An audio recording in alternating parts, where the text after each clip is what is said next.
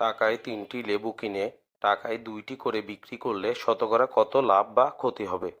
আগে আমরা এই অঙ্কগুলো করতাম। ধরি 3টি লেবুর ক্রয় মূল্য 1 টাকা অথবা একটি লেবুর ক্রয় মূল্য 1/3 টাকা ভগ্নাংশ আকারে, কিন্তু ভগ্নাংশ আকারে করলে সময় অনেক বেশি লাগে।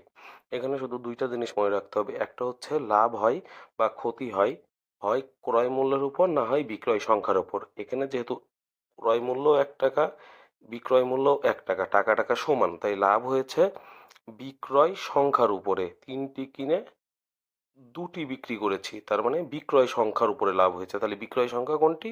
2টি। তার মানে 2টি লেবুতে লাভ হয়েছে একটি লেবু। একটি লেবুতে লাভ হয়েছে কত? 1/2টি লেবু।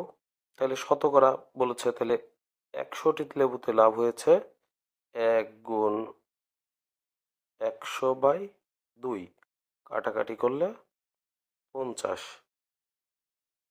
তাহলে লাভ কত? 50%।